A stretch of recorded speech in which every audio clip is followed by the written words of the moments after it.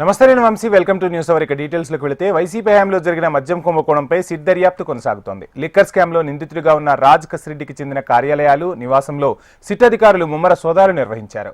హైదరాబాద్లోని 3 ప్రాంతాల్లో సిట్ అధికారులు తనిఖీలు చేస్తున్నారు. ఇదే అంశానికి సంబంధించి ఫుల్ డీటెయిల్స్ మా ప్రతినిధి రజిత అందిస్తారు. ఏపీ లిక్కర్ స్కామ్ కి సంబంధించి సిట్ అధికారులు దర్యాప్తు ముమ్మరం చేశారు. ఇందులో భాగంగానే పలు కోణాలుగా అయితే ఈ దర్యాప్తు కొనసాగుతుంది అని చెప్పొచ్చు. ఇప్పటికే ఈ కుంభకోణంలో చాలా మందిని అయితే సిట్ అధికారులు విచారించారు. అయితే విజయసాయి రెడ్డిని విచారించినటువంటి నేపథ్యంలో రాజ్ కసిరెడ్డి పేరు బయటకు వచ్చింది. అప్పటి నుంచి కూడా రాజ్ కసిరెడ్డికి సిట్ అధికారులు పలుమార్లు కూడా నోటీసులు జారీ చేశారు.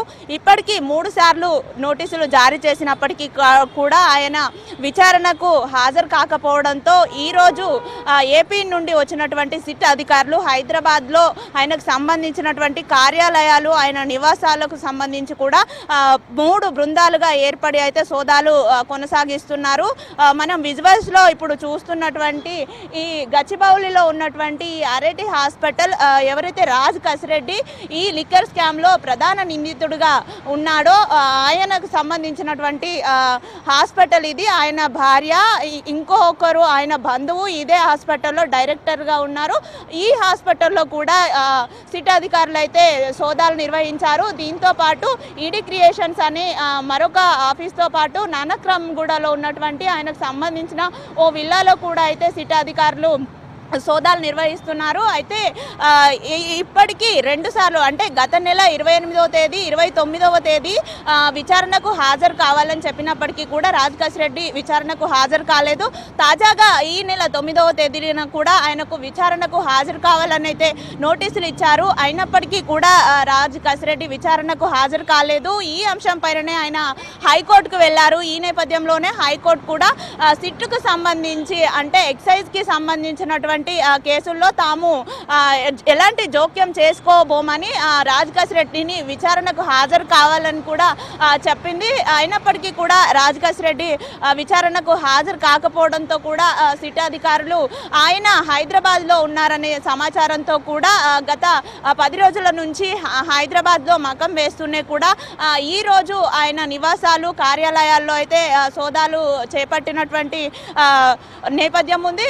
మొత్తంగా చూసుకున్నట్లయితే ఎప్పుడైతే అంటే గతంలో ఏపీలో జగన్ ప్రభుత్వం అధికారంలో ఉన్నప్పుడు బయట ఏదైతే కుంభకోణం జరిగిందో, లిక్కర్ కుంభకోణం, ఆ కుంభకోణానికి సంబంధించి రాజ్ కసిరెడ్డి ప్రధాన నిందితుడుగా ఉన్నారు. ఆ సమయంలో ఆయన ఐటీ సలహాదారుగా పనిచేస్తూనే ఈ మద్యానికి సంబంధించినటువంటి కాంట్రాక్టర్లు, కమిషన్లు, కాంట్రాక్టర్లు ఇవ్వడం కావచ్చు, జే బ్రాండ్కి సంబంధించినటువంటి మద్యానికి సంబంధించిన అమ్మకాలు, కొనుగోళ్లు, కాంట్రాక్టులు చూసుకోవడము, ఇలా ఎవరైతే కాంట్రాక్టర్లకి ముడుపులు అప్పచెప్పడం వంటివి ఈయన రాజ్ కసిరెడ్డి చేశారని కూడా అభియోగాలు ఉన్నాయి. ఈ నేపథ్యంలోనే కూడా ఆయనకు సంబంధించి సిట్ అధికారులు అయితే దర్యాప్తును వేగవంతం చేశారు. ఇందులో భాగంగానే ఆయనకు సంబంధించిన నివాసాలలో అయితే ఈరోజు మధ్యాహ్నం నుంచే కూడా దర్యాప్తు చేస్తూ ఉన్నారు. సిట్ అధికారులు సోదాలు నిర్వహించారు. అయితే ఈ సోదాలు అంటే ఇప్పటికీ ఏపీ నుండి వచ్చినటువంటి అధికారులు 20 మంది వరకు కూడా 3 బృందాలుగా ఏర్పడి అయితే ఈ సోదాలను నిర్వహిస్తున్నారు. ఒక ఎస్పీ స్థాయి అధికారి నేతృత్వంలో అయితే ఈ సోదాలు అయితే కొనసాగుతున్నాయి. మొత్తంగా ఏదైతే ఈ అభియోగాలు మోపబడుతున్నాయో, మద్యం కుంభకోణంలో ప్రధాన నిందితుడిగా ఉన్నటువంటి రాజ్ కసిరెడ్డి దగ్గర ఎలాంటి ఆధారాలు దొరుకుతాయో ఆ ఆధారాలను బట్టి దీని వెనుక ఇంకెవరు ఉన్నారు అనే విషయాలు తెలిసి రానుంది. కాబట్టి ఈ నేపథ్యంలోనే ఈ సోదాలు అనేవి అయితే కీలకంగా మారాయి. ఇప్పటికే రాజ్ కసిరెడ్డి దేశం దాటి పోకుండా కూడా అధికారులు నోటీసులు ఇచ్చారు. ఈ దర్యాప్తులో అయితే ఈ సోదాల్లో ఏవైనా కీలక ఆధారాలు దొరుకుతాయేమో అని కూడా సిట్ అధికారులు సోదాలు నిర్వహిస్తున్నారు. మొత్తంగా రాజ్ కసిరెడ్డికి సంబంధించి ఏవైనా కీలకమైనటువంటి ఆధారాలు దొరికితే గనక ఈ కేసు వెనుక ఉన్నటువంటి ఎవరైనా పెద్దలుంటే వారి పేర్లు కూడా బయటకు వచ్చే అవకాశం ఉన్న నేపథ్యంలో సిట్ అధికారులు అయితే ఈ దర్యాప్తును ముమ్మరం చేస్తున్నారు. వీడియో జర్నలిస్ట్ సతీష్తో రజిత, హెచ్ఎం టీవీ, హైదరాబాద్.